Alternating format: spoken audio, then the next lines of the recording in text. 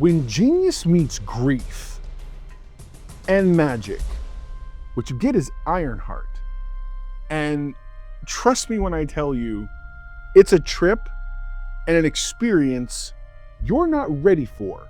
Stick around with me because I'm about to explain to you why this show might be one of the best installments in the MCU in a very long time.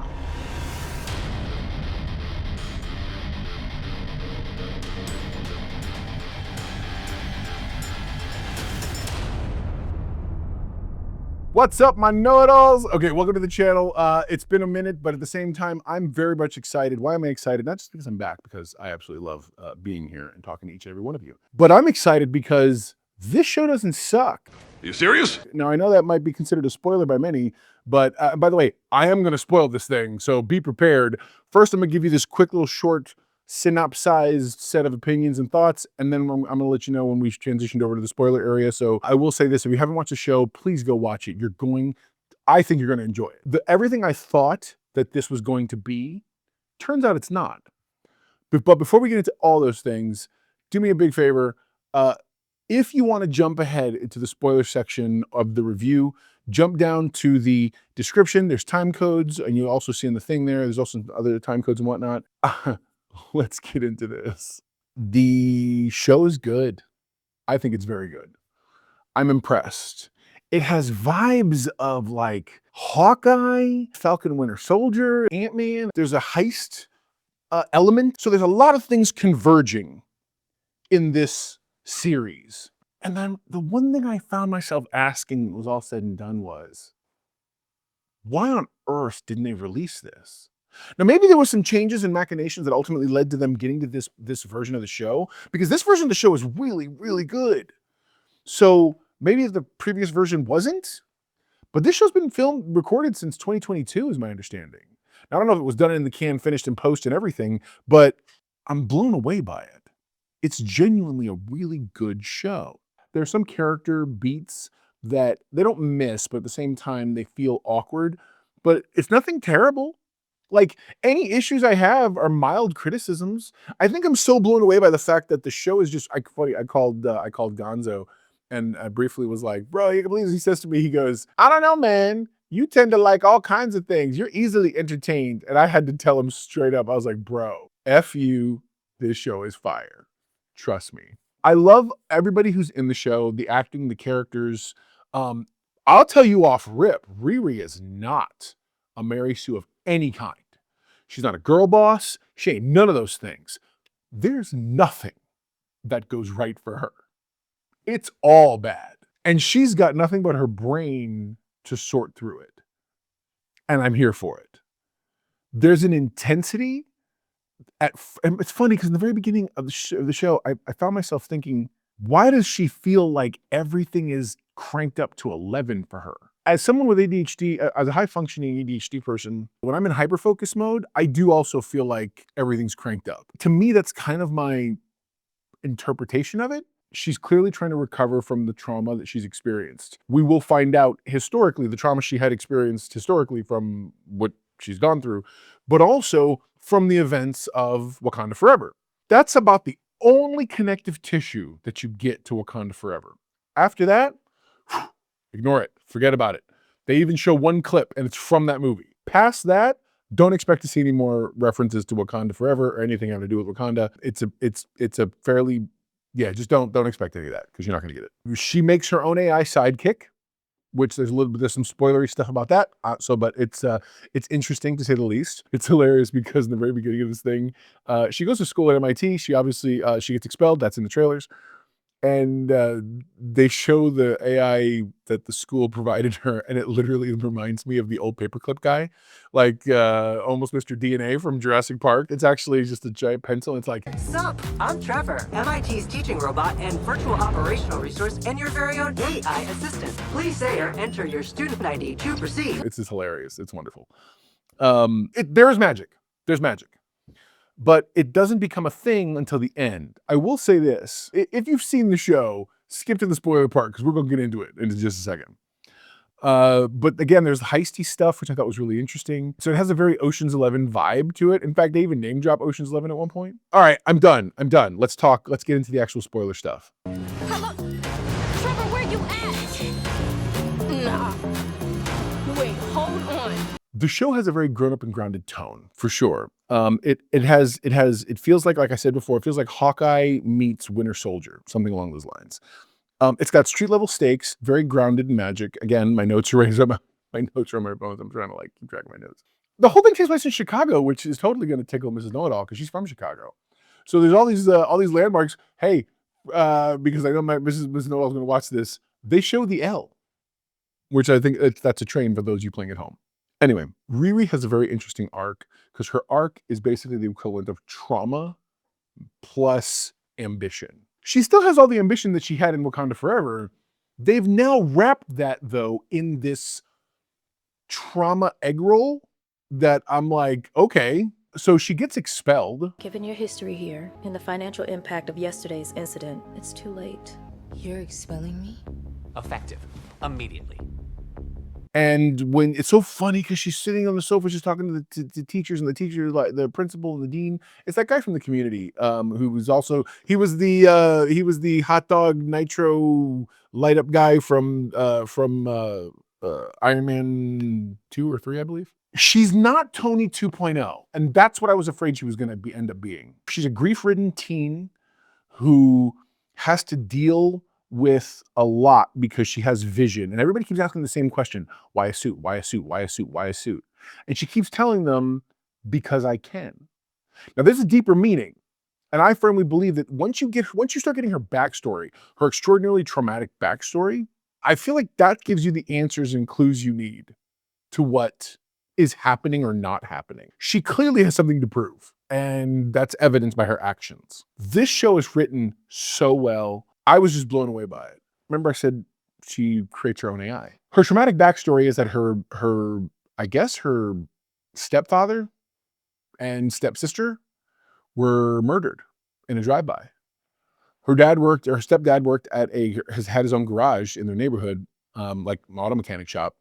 And so she was always working with him, and they give you that backstory between the two of them. And he's the one that got her motivated to want to build stuff and whatnot. They always just talk about Stark, whatever. And there's a shooting, whatever else, and they die.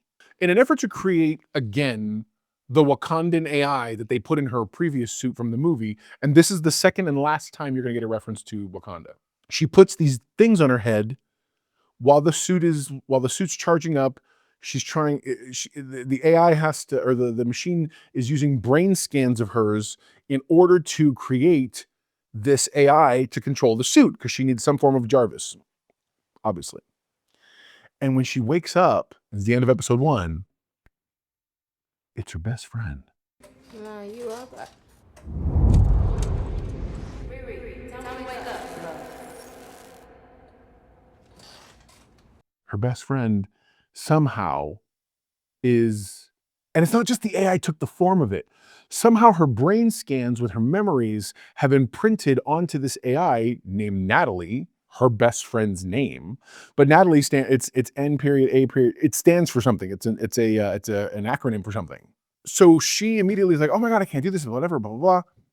Which leads me to this is the most interesting relationship. There's a lot of other really interesting ones too, but you would expect a show like this to really fall into the tropes, like almost Tyler Perryan tropes. It doesn't. Yeah. Her mom's a working mom, taking good care. She has her friends. When Riri comes home from being expelled, because she flies the suit, then the school takes away her clearance, so she crashes the suit. And her mom's a normal person who's dealing with stuff.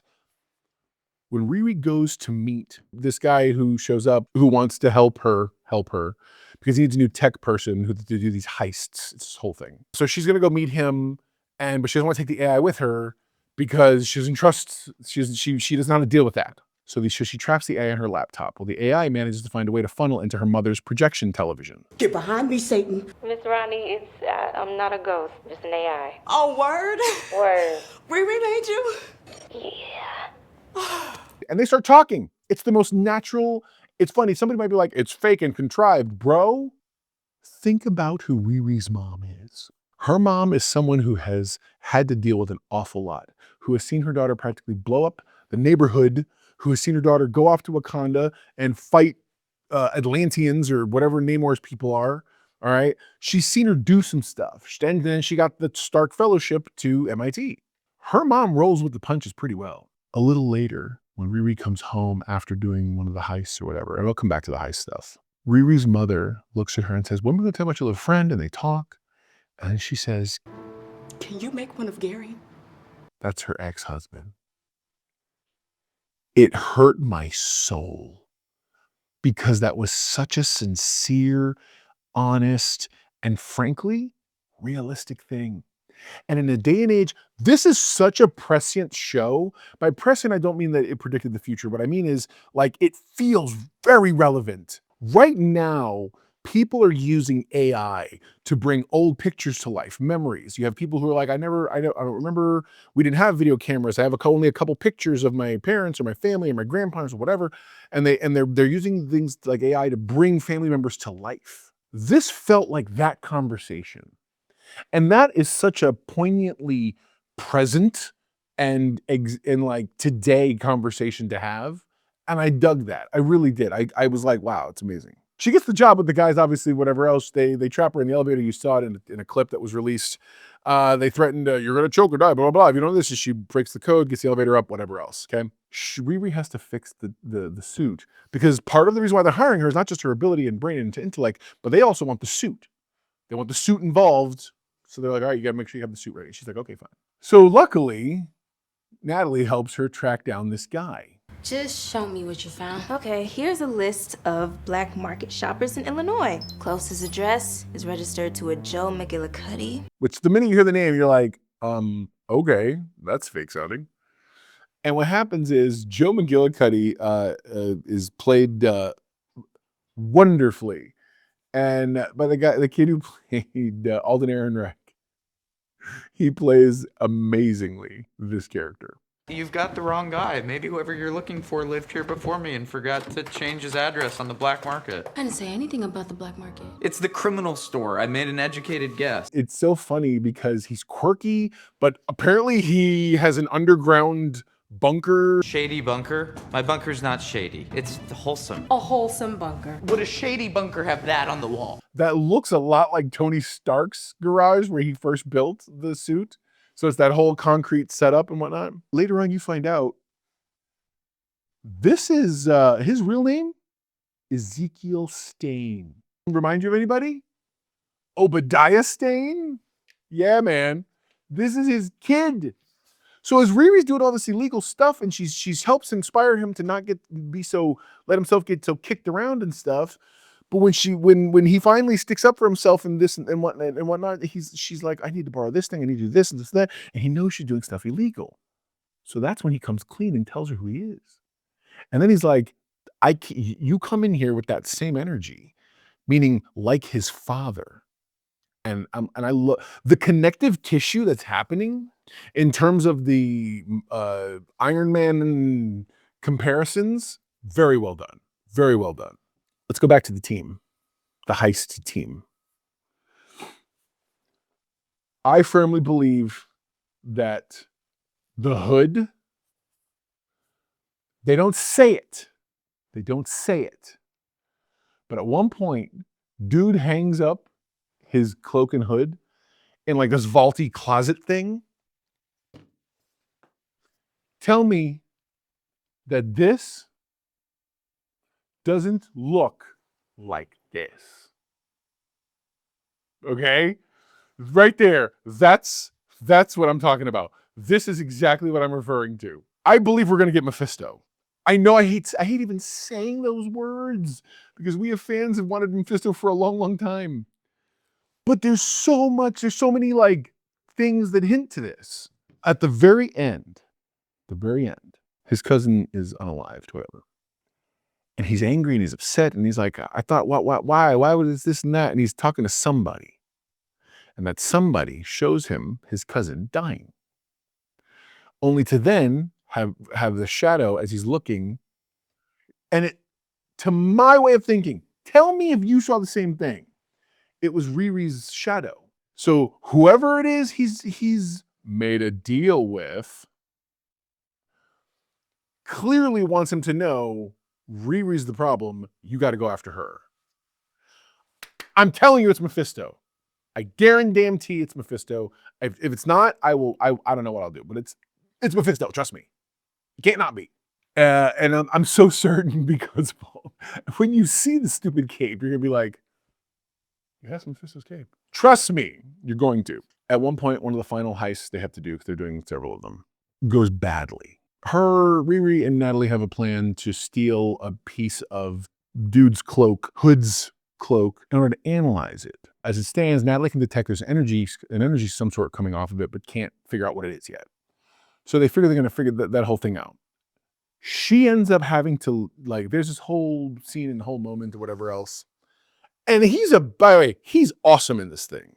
Dude's brother wants to take her out because he finds Natalie's up at the crow's nest in the suit. The hologram's controlling the suit. But Riri has hidden in, because she's going to steal part of the cape. All hell breaks loose. Everything goes bad. She sends Natalie to save everybody else and the other things. And she ends up having to face Hood's cousin, John. John's done for. And it's so bad. This whole situation is just crazy. So there you go. Now you know. Everybody's has the battle. You're halfway, but you know it all yourself. What's in the index for the first 3 episodes? The premiere. I can't get my hopes up, man. I can't. I got to keep my hopes grounded. Everything in me wants to give this a 9 out of 10. Everything in me. But I refuse. I'm giving this an 8.5 out of 10, so I at least indulge myself a little bit. Because this is so good, and I'm like, how? How is this that good? The advertising's been atrocious. They haven't told you anything about this thing. Their introduction of the character was almost as lackluster and not as good as the introduction of the character in the comic books. But at the same time, it's like, I don't know, man. I don't know. It's a good show. Dominique Thorne is magnetic, for sure. Alden Ehrenreich, Anthony Ramos, each of them elevates their roles. They're stupid good. The action lags in a couple of places, and tonally, it wibbles and wobbles, but at the same time, I was able to keep up. It's a dark, daring path for sure. She's not Iron Man 2.0, that's for sure. She's Ironheart 1.0, and it's clear. So, you know, I really do appreciate what they're doing. And I'm going to be here next week to see the rest of the next part. I hope you will too. Comment below. Let me know what you thought of the episodes. Let me also know what you think of what's going on in the MCU and if this is the right course for them to be charting. I'm hoping it doesn't turn downhill, man, because I tell you what, I am super hopeful for this. I told Gonzo that this gives me feelings like Andor did, which is only to say, where did this come from? Because this is really good. I hope you like it too. We'll talk again next week. I can't wait. All right, guys, never forget, everyone loves a know-it-all.